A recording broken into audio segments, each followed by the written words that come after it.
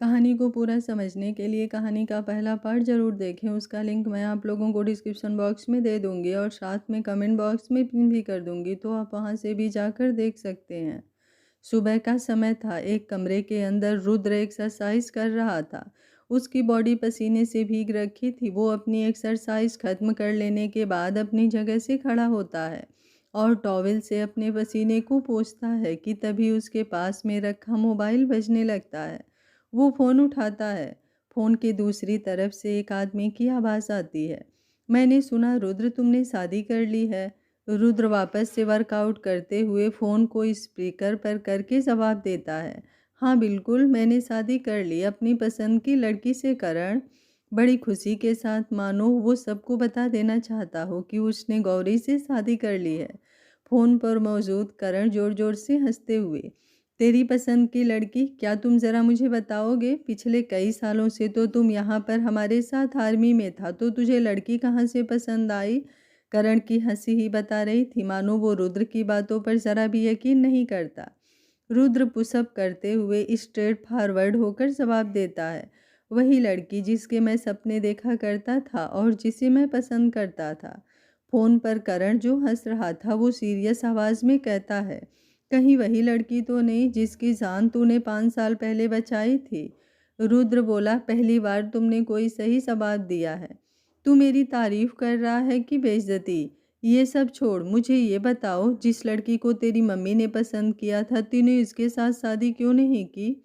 रुद्र जो पुशअप कर रहा था वो अपनी जगह पर रुक जाता है और अपनी जगह पर बैठकर आराम से कहता है, रुद्र सिंघानिया नाम है, इतनी आसानी से किसी भी लड़की से शादी नहीं कर लेता मैं। और वैसे भी जिस लड़की से मम्मी तेरी शादी करवा रही थी वो लड़की मेरे लायक थी ही नहीं। पता है तुम्हें, कितनी मुश्किल से उसे मैंने शादी तोड़ने के लिए मनाया था, कितनी भाव खा रही थी वो। करण हंसते हुए बोला, वही मैं सोचूं, मेरे दोस्त ने शादी के लिए हाँ कैसे कर दी। चल ठीक है, बाय, मुझे जल्दी है, ड्यूटी पर जाना है। इतना कहकर वो फ़ोन कट कर देता है। फ़ोन कट जाने के बाद रुद्र मोबाइल को एक तरफ रख कर कल के बारे में सोचता है। जब रुद्र एयरपोर्ट पर आया था तभी उसने अपने भाई को कहकर उस लड़की को शादी करने से मना करवा दिया था ताकि रुद्र शादी ना कर पाए। लेकिन अचानक से जब उसने गौरी को अपनी तरफ आता हुआ देखा तो वो एक पल को गौरी को देखता रह गया और उसने उसी समय डिसाइड कर लिया कि वो गौरी से ही शादी करेगा। और जब उसने गौरी के मुंह से ये सुना कि उसका मंगेतर उसे छोड़कर जा चुका है तब तो उसकी खुशी का ठिकाना ही नहीं रहा। लेकिन वो अपने चेहरे पर सख्त एक्सप्रेशंस बनाकर उसे अपने साथ शादी करने के लिए मजबूर कर दिया और उसका प्लान काम भी कर गया। अब उसने गौरी से शादी कर ली है। ये सब सोचकर रुद्र खुश हो रहा था कि तभी रुद्र अपने ख्यालों से बाहर आकर अपने फ़ोन से किसी को फ़ोन करता है। फ़ोन पर रुद्र बोला, थैंक यू यार, तूने मेरी बात मान ली। फ़ोन के दूसरी तरफ से वकील महेश बोला, लेकिन मुझे रुद्र ये समझ में नहीं आ रहा कि तूने गौरी से शादी करने के लिए वो शर्त क्यों रखी। रुद्र मुस्कुराकर बोला, पागल, तू नहीं समझेगा, गौरी मेरी पहली नज़र का प्यार है, इसलिए मैंने तुझसे फ़ोन करके उस शर्त को जोड़ने के लिए कहा था। महेश बोला, अच्छा ये सब छोड़ो, मुझे ये बता तू मुझे भाभी से कब मिलवा रहा है? कल भी मैं ढंग से भाभी से नहीं मिल पाया था और हमारे फ्रेंड सर्कल में बाकी लोग भी भाभी से मिलना चाहते हैं। रुद्र बोला, आज शाम को मिलवाता हूँ तुम्हें तुम्हारी भाभी से। महेश खुशी से कहता है, अच्छा ठीक है, तो मैं बाकी सबको अपने क्लब आने के लिए कहता हूँ। इतना कहकर फ़ोन कट कर देता है। रुद्र अपने फ़ोन की तरफ देखता है और अपने फ़ोन की गैलरी खोलता है और उसमें वो गौरी की फ़ोटो देखता है। ये फ़ोटो 5 साल पुरानी थी और फ़ोटो की तरफ देखकर रुद्र बोला, क्या तुम्हें मैं सच में याद नहीं हूँ या तुम सिर्फ नाटक कर रही हो? और मोबाइल को थोड़ी देर वापस उस जगह पर रख देने के बाद रुद्र अपनी जगह से खड़े होकर बेडरूम से अटैच स्टडी रूम में चला जाता है। दूसरी तरफ गौरी बिस्तर पर सो रही थी। उसके चेहरे पर धूप की किरण आ रही थी और उसके चेहरे पर एक डर की लकीर आ जाती है। वो डर कर चिल्लाकर कहती है, मुझे मत मारो। रुद्र जो उस रूम में काम कर रहा था ये बात सुनकर वो तुरंत वहां से भागकर कमरे में आ जाता है और वो देखता है कि गौरी डरी सहमी सी चिल्लाई जा रही है, बचाओ बचाओ। ये देखकर वो तुरंत गौरी के पास आता है और उसे शांत करने की कोशिश करता है। गौरी डरी हुई थी और उसने अपने ब्लैंकेट को टाइट पकड़ रखा था और जब रुद्र ने गौरी की ये हालत देखी तो उसे ये देखा नहीं गया और वो गौरी को शांत करने के लिए उसे गले से लगाकर कहता है, सब कुछ ठीक है गौरी और तुम बिल्कुल सही और सेफ हो। गौरी जो नींद में थी उसने कोई डरावनी सपना देख लिया था, लेकिन रुद्र की बातों ने उसे शांति महसूस कराई। रुद्र के बोलने में गौरी के लिए चिंता थी। गौरी उस आवाज़ को सुनकर शांत हो जाती है। गौरी को ना चिल्लाते देख रुद्र एक गहरी लंबी सांस लेता है। रुद्र अपनी बाहों में मौजूद गौरी को देखता है। रुद्र गौरी को यूं सोता देख उसके चेहरे पर एक मुस्कान आ जाती है। गौरी किसी रुई के फाहे की तरह उसके शरीर से चिपकी हुई थी, जिससे रुद्र को एहसास हुआ कि भले ही वो बहुत लंबी नहीं थी पर बहुत पतली थी। उसकी कमजोर उंगलियों ने उसकी बाहों को पकड़ रखा था। हालांकि गौरी की लंबाई 150 सेंटीमीटर की थी, वो बाकी महिलाओं में उसकी लंबाई छोटी थी। गौरी का शरीर एक आदमी के शरीर से अलग था। वो रेशम की तरह नरम और रबर की तरह लचीली थी। रुद्र ने गौरी को अपनी बाहों में पकड़ रखा था और वो गौरी को इस तरह से संभाल कर पकड़ रखा था मानो वो कोई कांच की गुड़िया हो, जो अगर एक बार हाथ से छूट गई तो फिर शायद रुद्र गौरी को खो देगा।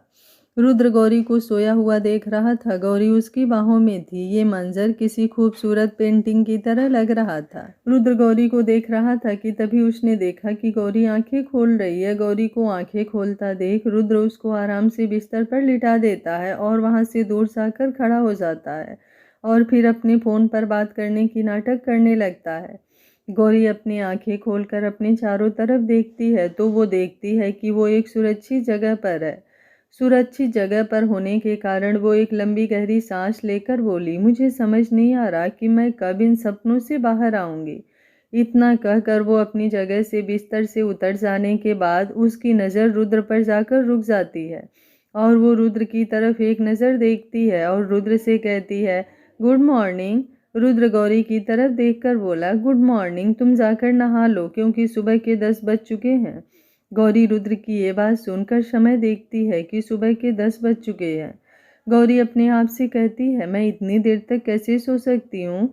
ये बोलते हुए वो जल्दी से अपने कपड़े निकालने के लिए अलमारी खोलती है तो उसमें इतने सारे कपड़े देखकर वो हैरान हो जाती है। रुद्र गौरी को इतना हैरान होते हुए देखकर कहता है, ये कपड़े तुम्हारे ही हैं तो तुम ऐसे एक्सप्रेशंस देना बंद करो जैसे कि तुमने इतने सारे कपड़े पहली बार देखे हैं। गौरी रुद्र की तरफ देखकर कहती है, इतने सारे कपड़े, अगर इन कपड़ों को मैं अनाथ आश्रम में दान भी कर दूंगी तभी ये कपड़े बच जाएंगे। इतना कहकर गौरी उसमें से एक कपड़ा निकालती है। तभी उसकी नज़र उस जैकेट पर जाती है। उस जैकेट को देखने के बाद उसके चेहरे पर एक बड़ी सी स्माइल आ जाती है। गौरी उस जैकेट को देखकर कहती है, माई हीरो। इतना कहकर दुखी मन के साथ अलमारी को बंद कर देती है। रुद्र गौरी की तरफ देखकर कहता है, तुम्हें अकेले में बात करने की बीमारी है क्या, जो कहीं भी तुम अकेले खुद से ही बातें करने लग जाती हो? अगर है तो तुम मुझे बता दो, मैं अच्छे एक साइकेट्रिस्ट को तुम्हें दिखा दूंगा। मैं तुम्हें पागल नहीं कह रहा हूँ। गौरी रुद्र की ये बातें सुनकर उसे इग्नोर करते हुए वॉशरूम में चली जाती है। रुद्र उसे समझ नहीं आ रहा था कि गौरी अचानक से अपने आप से बातें क्यों करने लग जाती है।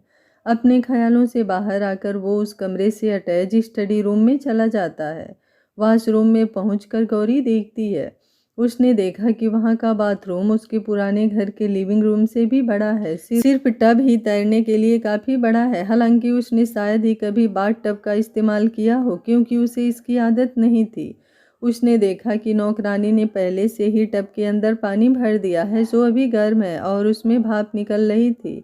ये देखकर गौरी ने सफलतापूर्वक उस पानी को छूकर देखा कि पानी ज़्यादा गर्म तो नहीं है। पानी ज़्यादा गर्म नहीं था। गौरी जाकर उसके अंदर लेट जाती है। पानी के अंदर से गुलाब जल की खुशबू आ रही थी। गुलाब जल की खुशबू में गौरी पूरी तरह से खो जाती है और अपनी आंखें बंद कर लेती है। उसने अपने आप को खुद भी पानी में डुबो लिया। यकीनन वो काफ़ी सुकून महसूस कर रही थी। उसके सपनों ने उसे बहुत बुरी तरह परेशान कर दिया था। वो उन सपनों से दूर जाना चाहती थी, मगर वो एकमात्र ऐसे सपने थे जिन्हें वो कभी भी अपने आप से अलग नहीं कर सकती थी। वो उन सपनों में अपने आप को किसी से बचाता हुआ देखती है, लेकिन किस से ये उसे मालूम नहीं है और जो इसका जवाब दे सकती थी उनकी मृत्यु हो गई थी। गौरी बाथ टब में लेटी होती है। उसकी आंखों के सामने 5 साल पहले का मंजर चलता है, जब उसे किसी के द्वारा किडनैप कर लिया गया था। उसने उस आदमी का चेहरा नहीं देख पाने के कारण वो काफ़ी ज़्यादा विचलित थी, लेकिन उसे इतना पता था कि वो आदमी एक फौजी था। उस आदमी के कंधे से खून बह रहा था, लेकिन तब भी उसने गौरी को उन किडनैपर से बचाने के लिए उसने अपने कंधे पर गौरी को बैठाकर उस जगह से सुरक्षित हॉस्पिटल लेकर गया था। सुरक्षित हॉस्पिटल पहुंचा देने के बाद उस इंसान ने अपनी जैकेट गौरी के ऊपर उड़ा दी, क्योंकि गौरी के कपड़े बहुत बुरी तरह खून से खराब हो गए थे। ये सब याद आते ही गौरी को याद आता है कि उस जगह से बचने के बाद जब वो अपने घर गई थी, उसके कानों में अभी भी उसकी माँ द्वारा कहे गए आखिरी शब्द याद आ रहे थे, तुम एक नई शुरुआत करो और तुम कौन हो अपनी पहचान को ढूंढो।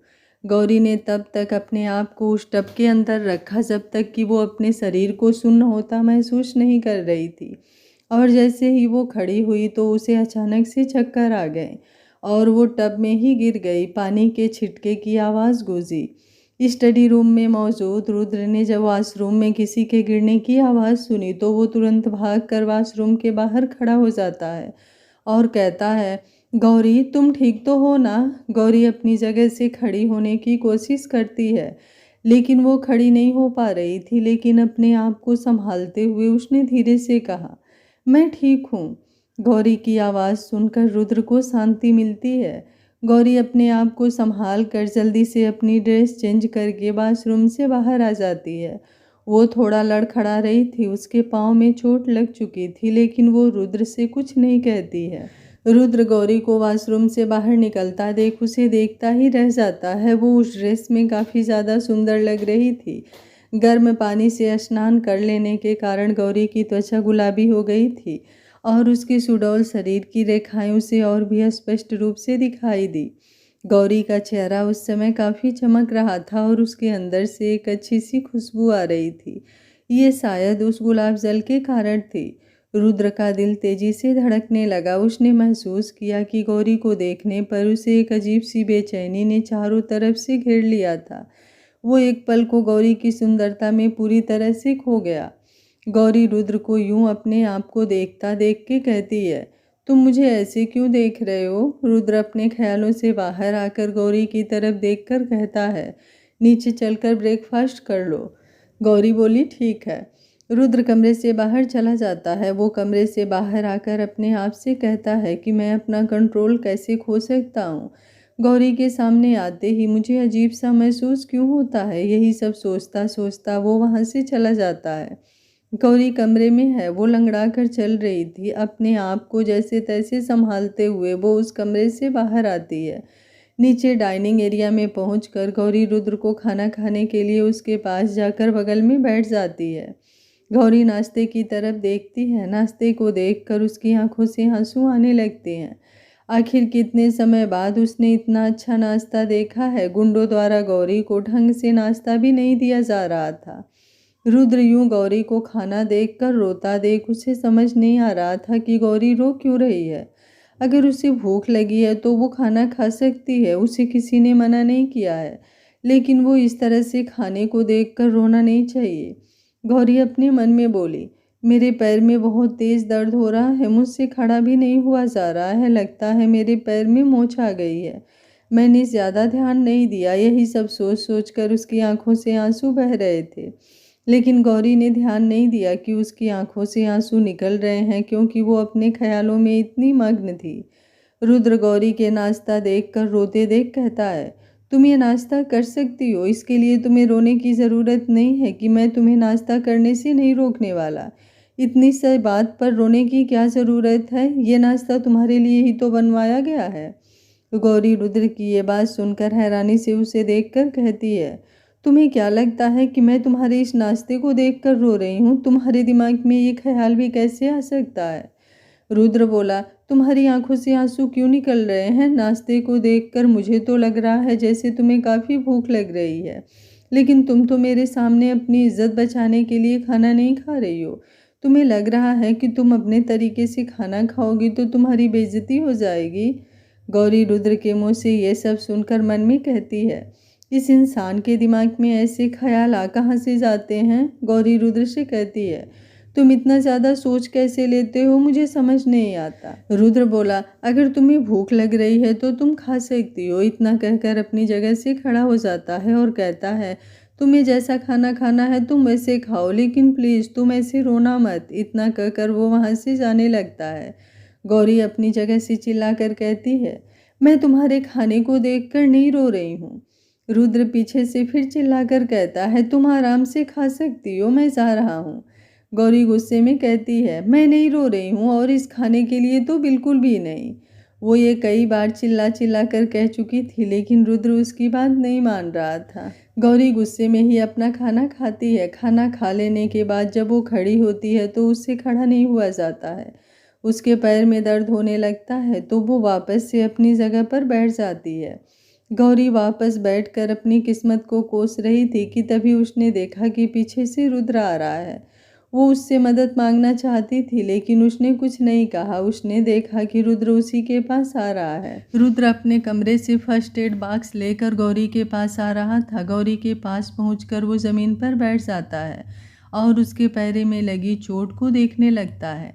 गौरी अचानक से हुई रुद्र द्वारा इस बिहेव से आश्चर्यचकित रह जाती है। उसे समझ नहीं आ रहा था कि रुद्र को कैसे पता चला कि उसके पाँव में चोट लगी है। उसने तो रुद्र को बताया भी नहीं। गौरी रुद्र से कहती है, रहने दो, मैं कर लूँगी। रुद्र गौरी के पाँव पर मरहम लगाते हुए कहता है, ये तो मुझे दिख रहा है कि तुम कितना कर सकती हो। गौरी रुद्र द्वारा दिए गए ताने से चुप हो जाती है। गौरी अपने मन में बोली, मदद करना है तो ढंग से करे, ऐसे ताने क्यों दे रहा है। तभी उसके मुंह से एक आह निकल जाती है, क्योंकि रुद्र ने उसके चोट को हल्का सा दबा दिया था।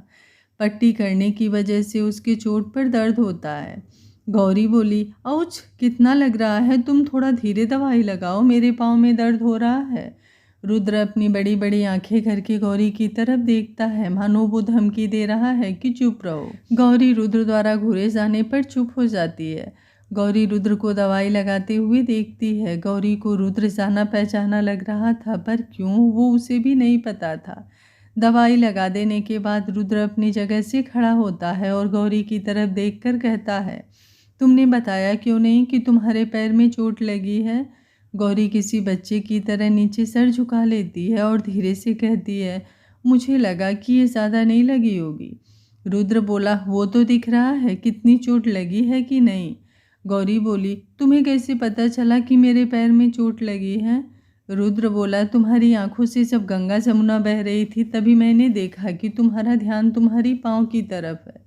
गौरी गुस्से में बोली, मेरी आंखों से गंगा जमुना नहीं बह रही थी और इतने तो आंसू आए भी नहीं थे। रुद्र बोला, अच्छा ठीक है, तुम ये सब छोड़ो, तुमने मुझे अपनी फैमिली के बारे में कुछ क्यों नहीं बताया कि तुम्हारे मम्मी पापा कहाँ हैं।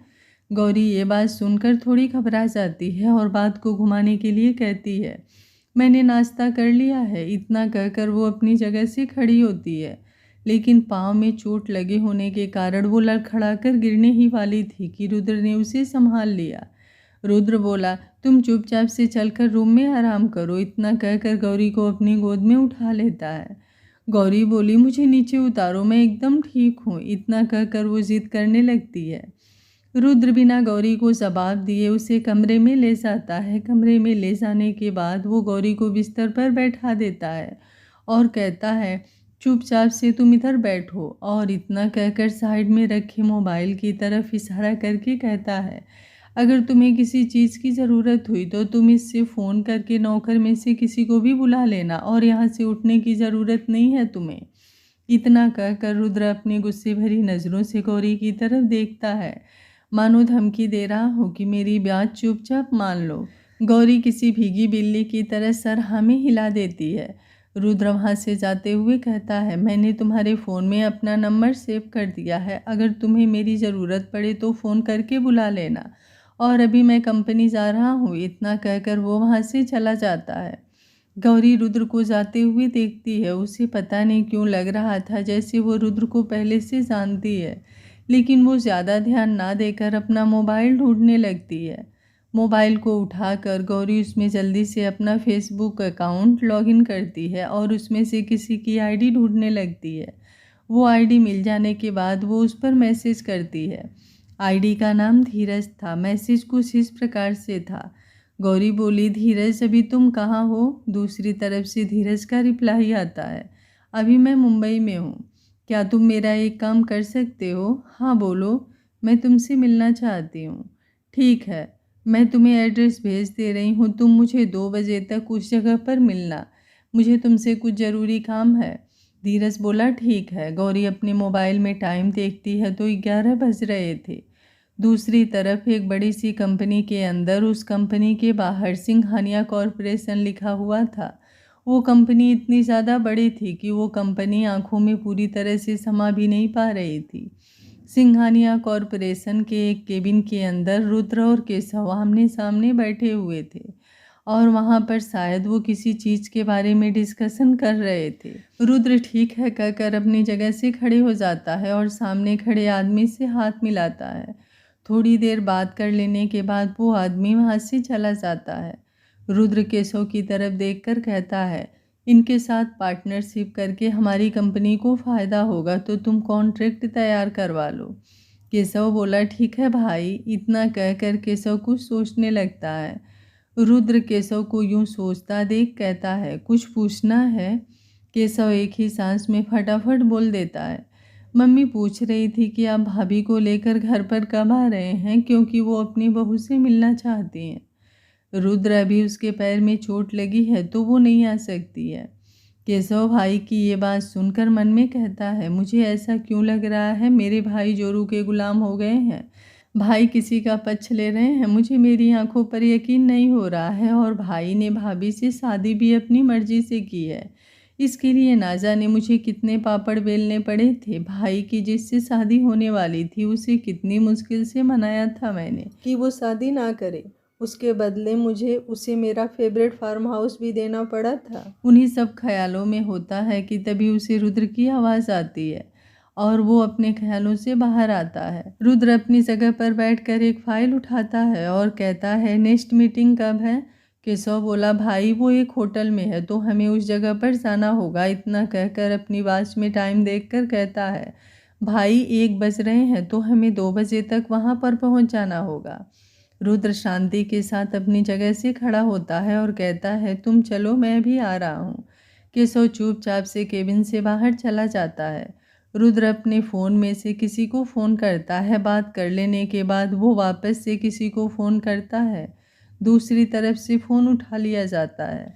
रुद्र बोला, लंच कर लेना।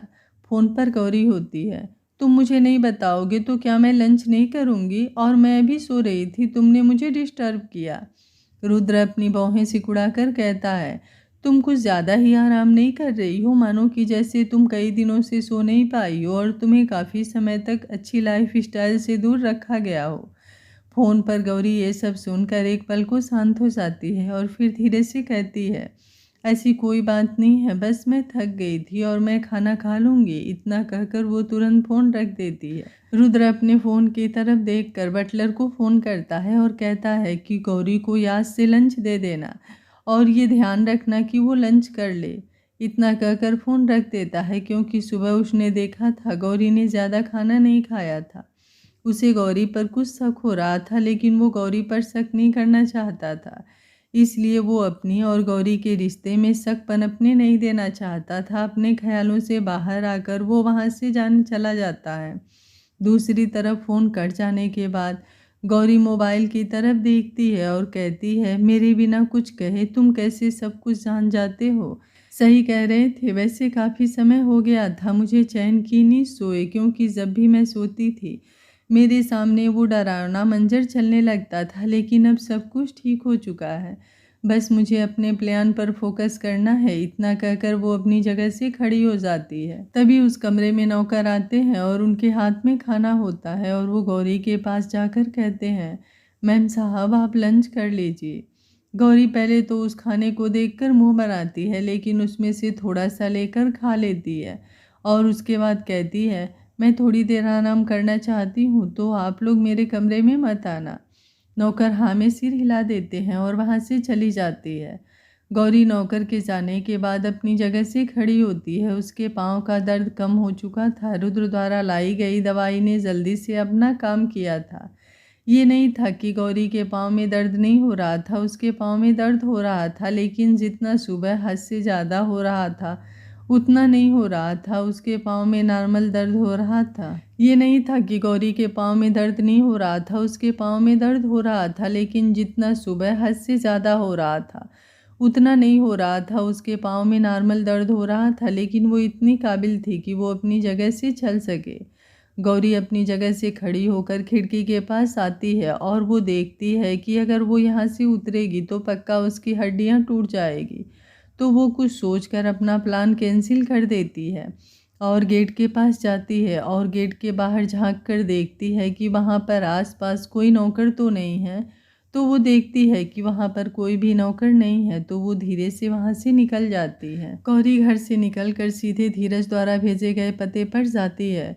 गौरी बाहर आकर ऑटो में बैठती है और ऑटो वाले को उस एड्रेस पर छोड़ने के लिए कहती है। ऑटो गौरी को उस एड्रेस पर छोड़ देता है। गौरी ऑटो वालों को 2 मिनट रुकने के लिए कहती है और वहाँ पर खड़े होकर किसी का इंतज़ार करने लगी।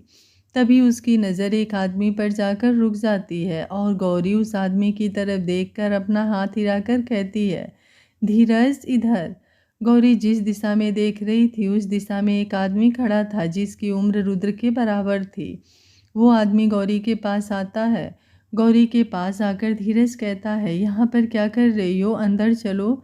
गौरी धीरज की तरफ देखकर कहती है, अरे यार अब मैं तुझे क्या बताऊँ, मेरे पास अभी कंगाली छाई हुई है, तो क्या तुम इस ऑटो के पैसे दे सकते हो।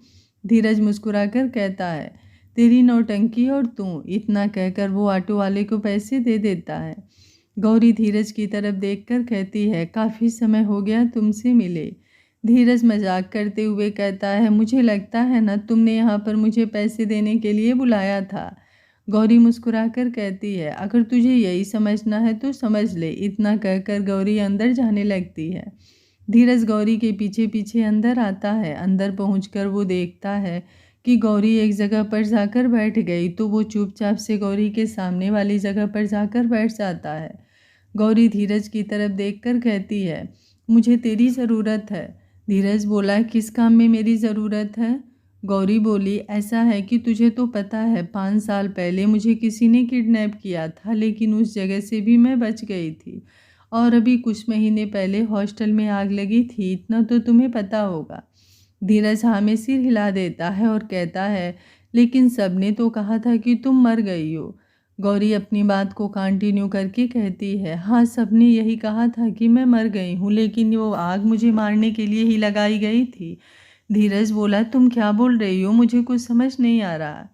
गौरी बोली, मेरे कहने का मतलब है कि मेरी मम्मी ने मुझसे कहा था कि वो मेरी मम्मी नहीं है और मैं किसी और की बेटी हूँ, और मुझे ये समय आने पर पता चल जाएगा कि मैं किसकी बेटी हूँ, और मुझे अपने माता पिता को ढूंढना होगा, और जो इंसान मुझे मारना चाहता है वो इंसान मेरे मम्मी पापा से जुड़ा हुआ है, और मुझे ये नहीं पता कि मेरे माँ बाप कौन हैं।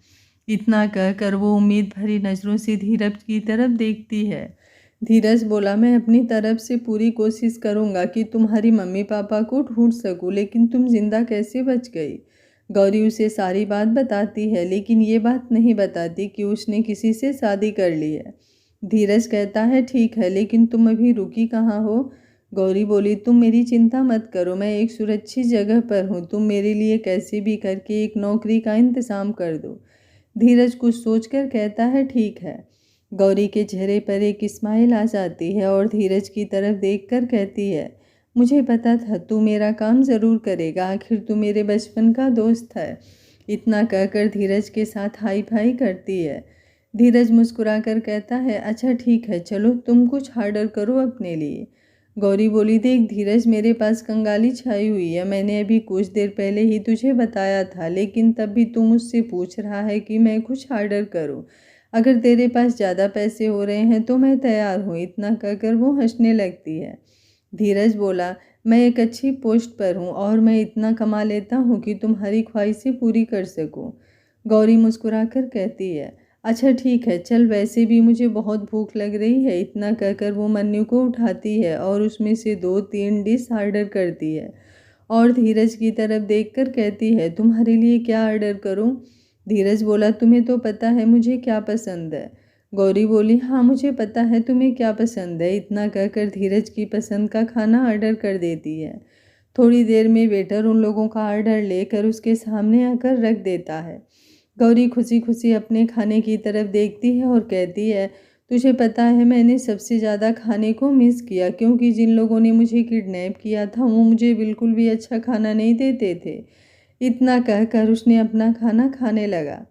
धीरज मुस्कुराकर कहता है, अच्छा ठीक है, तुम आराम से अपना पसंदीदा खाना एंजॉय करो, मैं अभी बिल पे करके आ रहा हूँ। इतना कहकर वो अपनी जगह से खड़ा हो जाता है। गौरी धीरज को जाने का इशारा करती है और अपने खाना खाने में मग्न हो जाती है। धीरज वहाँ से बिल पे करके वापस से अपनी जगह पर आकर बैठ जाता है और वो देखता है कि गौरी ने लगभग पूरा खाना खत्म कर दिया है। ये देखकर मन में कहता है, इस लड़की को सबसे ज़्यादा खाना ही पसंद है, खाने के आगे कभी कुछ नहीं देखती। खाना खा लेने के बाद गौरी मुस्कुराकर कहती है, मज़ा आ गया। सुबह का खाना तो ऐसा लग रहा था जैसे कि कुछ खाने को बनाने के लिए भी रूल एंड रेगुलेशन को फॉलो किया गया हो। खाने में ना थोड़ा नमक ज़्यादा ना तीखा ज़्यादा, ऐसा बेस्वाद खाना था। गौरी धीरज की तरफ देखकर अपनी आंखें बड़ी बड़ी करके मासूम सी शक्ल बना लेती है। इतनी ज़्यादा मासूम हो जाती है कि एक पल को तो धीरज उसे इस तरह देखकर कहता है, पिछली बार जब तूने इस कदर अपनी शक्ल बनाई थी उस समय मैं बहुत बुरी तरह बर्बाद हुआ था, यानी कि तुमने मुझसे क्या मांगा था, याद है तुम्हें? गौरी बोली, धीरज देख, इस शहर में मैं तुझे ही जानती हूँ, तो क्या तू मुझे थोड़े पैसे उधार दे सकता है, क्योंकि मेरे पास पैसे बिल्कुल भी नहीं है। जिसके साथ मैं रह रही हूँ मुझे उससे बार बार पैसे मांगना बिल्कुल भी नहीं पसंद है। धीरज एक गहरी लंबी सांस लेता है और गौरी की तरफ देखकर कहता है, मुझे लगा कि तू पिछली बार की तरह कुछ ऐसी वैसी जिद करने वाली है। इतना कहकर अपना क्रेडिट कार्ड निकालता है और गौरी को दे देता है और कहता है, ये लो। गौरी कार्ड की तरफ देखकर मुंह बना लेती है और कहती है, मैं कार्ड को क्या करूँगी, ये कार्ड तुम जाकर अपनी बीवी को दे देना, मुझे कार्ड नहीं, मुझे पैसे चाहिए। धीरज धीरे से बोला, फ्यूचर में तो बनने ही वाली हो तो क्यों ना मैं पहले ही तुम्हें अपना कार्ड दे दूँ। गौरी बोली, तुमने कुछ कहा धीरज? धीरज बोला, मेरे कहने का मतलब है अभी मैं थोड़ी देर में एटीएम से पैसे निकाल कर लाता हूँ। इतना कहकर अपनी जगह से खड़ा हो जाता है और वहाँ से चला जाता है।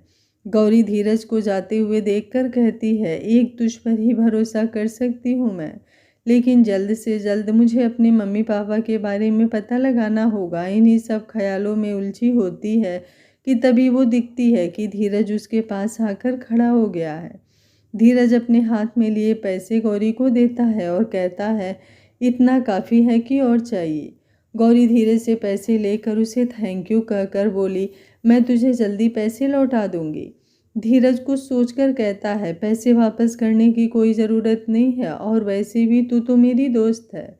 गौरी कुछ सोचकर कहती है, ठीक है, और तुम मेरे ज़िंदा होने की बात किसी को मत बताना। मुझे डर है कि अगर उस इंसान को पता चला कि मैं ज़िंदा हूँ तो शायद मुझे वापस किडनैप करने की कोशिश करेगा। धीरज बोला, अच्छा ठीक है, तुम्हें और कुछ खाना है? गौरी मुँह बनाकर कहती है, तुम्हारे कहने का मतलब है मैं यहाँ पर खाने के लिए आई थी? धीरज हंसते हुए बोला, बिल्कुल नहीं, तुम यहाँ पर खाने के लिए थोड़ी ना आई थी, तुम तो यहाँ पर मुझे लूटने के लिए आई थी। गौरी धीरज के मुंह पर ये सुनकर उस पर झूठा गुस्सा करते हुए गौरी धीरज के मुंह से ये सुनकर उस पर झूठा गुस्सा करते हुए कहने लगी, तुम कभी नहीं सुधर सकते हो। धीरज बोला, बिल्कुल नहीं। इतना कहकर वो दोनों बातें करते हुए वहाँ से चले जाते हैं। दोनों के चले जाने के बाद दूर मौजूद वीआईपी रूम के अंदर एक इंसान उन दोनों को यूं हंसते हुए देख रहा था और वो गुस्से में अपने हाथ में पकड़ी हुई फाइल को टाइट से पकड़ रखा था, मानो कि वो उस फाइल को उस आदमी समझकर मसल रहा हो। गौरी, तुम यहाँ पर क्या कर रही हो? पास में बैठा इंसान, मिस्टर रुद्र सिंघानिया, आप किसकी बात कर रहे हैं? आज का पार्ट आप लोगों को कैसा लगा कमेंट बॉक्स में अपनी राय ज़रूर दीजिएगा। कहानी में आगे बहुत सारे सस्पेंस और राज खुलने वाले हैं, तो कहानी के साथ बने रहिए। अगर कहानी आप लोगों को अच्छी लग रही है तो वीडियो को एक लाइक ज़रूर करिएगा। Thank you for watching. मिलते हैं कहानी के अगले भाग में। तब तक स्वस्थ रहे, मस्त रहे, अपना ख्याल रखते रहिए।